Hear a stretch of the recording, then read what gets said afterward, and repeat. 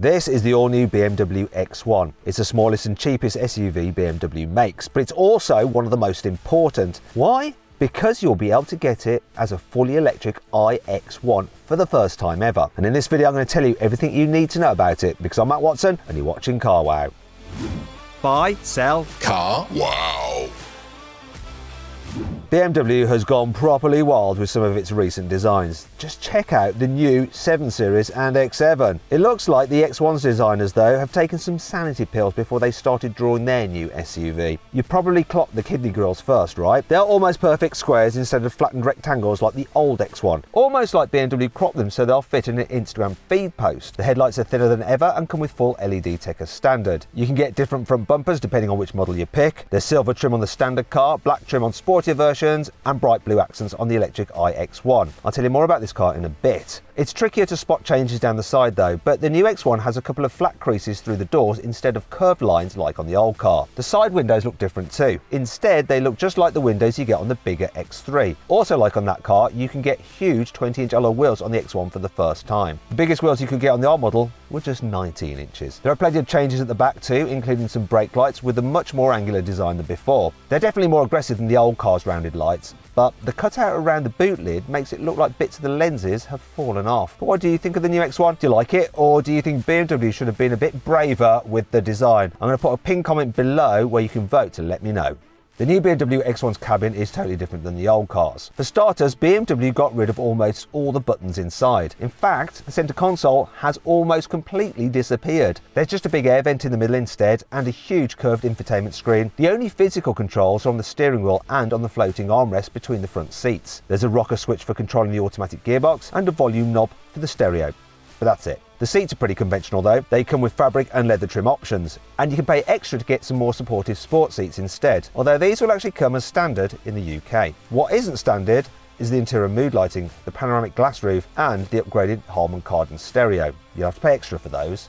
You can get the new X1 with a choice of petrol and diesel power. The entry-level X118i has a 1.5 litre turbo petrol with 136 horsepower. The X120i uses a 1.5 litre mild hybrid with a small electric motor for a combined 170 horsepower. Both of these are front-wheel drive. The X123i petrol has a 2 litre 4-cylinder mild hybrid engine with 4-wheel drive. Then there's the X118D and the X123D, which both use a 2 litre diesel engine. The former has 150 horsepower, but the latter is a mild hybrid with 211 horsepower and all-wheel drive. The new X1 and iX1 come with BMW's latest Idrive 8 infotainment system as standard. There's a 10-inch central touchscreen and an 11-inch digital driver's display that fit together to form a huge curved display, just like you get in the BMW i4 and iX SUV. Remember how I said BMW got rid of almost every physical button in the X1? That's because you're supposed to use the Hey BMW personal assistant to control everything instead. Now I've tried this system in a few cars and it's better than the voice commands in most Mercedes, Audis and Volkswagens, but it isn't perfect and it's not quite as good as the system you get with a Tesla.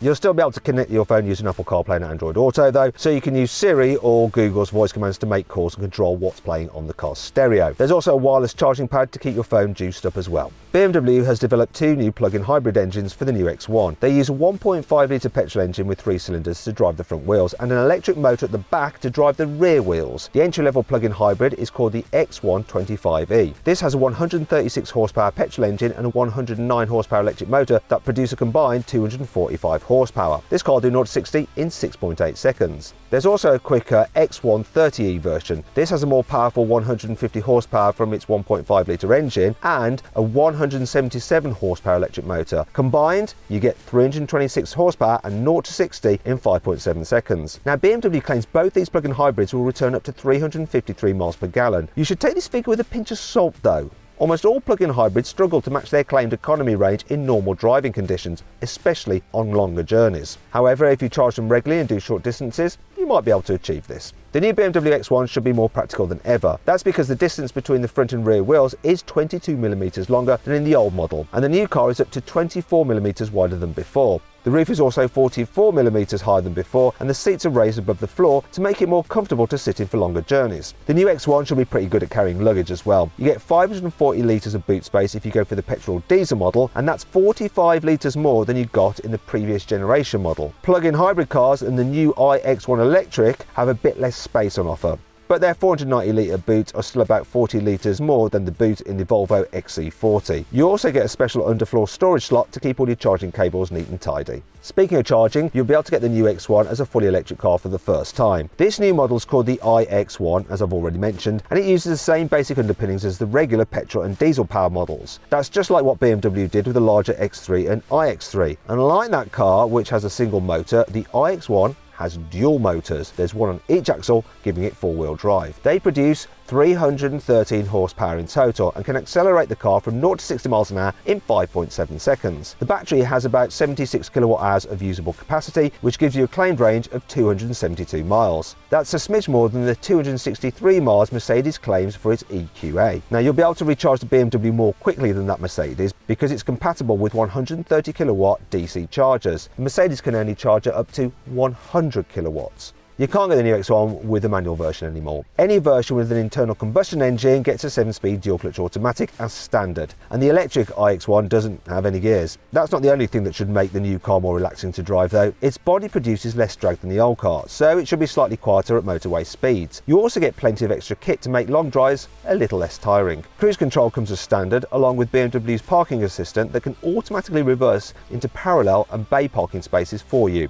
You can also get the new X1 with upgraded sport suspension if you want. This lowers the car by 15mm and comes with stiffer shock absorbers. BMW hasn't just changed the X1's design and given it new engines, it's also upgraded the car's safety technology. You get automatic emergency braking as standard that can also warn if it thinks a car, cyclist or pedestrian is about to cross the road in front of you. You can also pay extra to get adaptive cruise control that'll steer to keep you in lane and control the brakes and accelerator for you in heavy traffic, a system that is standard on a Toyota Yaris FYI. There's also an optional built-in dash cam and a system that will record the car's movements if it thinks it's being stolen. Finally then we come to the prices. New petrol and diesel versions of the X1 go on sale later in 2022. Entry-level versions in Sport Premier trim cost just over £35,000.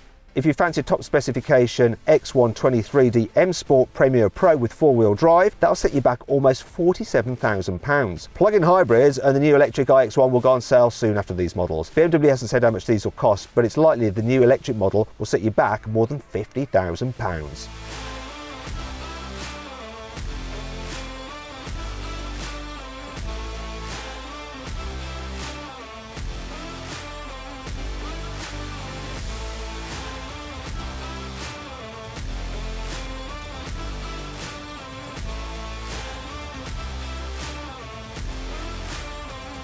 Anyhow, I hope you all enjoyed the video. If you did, give it a like. Let me know some other videos you'd like to see, and click on those windows there to watch some more videos. And if you click on that box there, you can go to CarWow and we will help you sell your car. Just upload some photos, give a brief description, and our dealers will bid on your car to make sure you get a great price for it. Thanks for watching.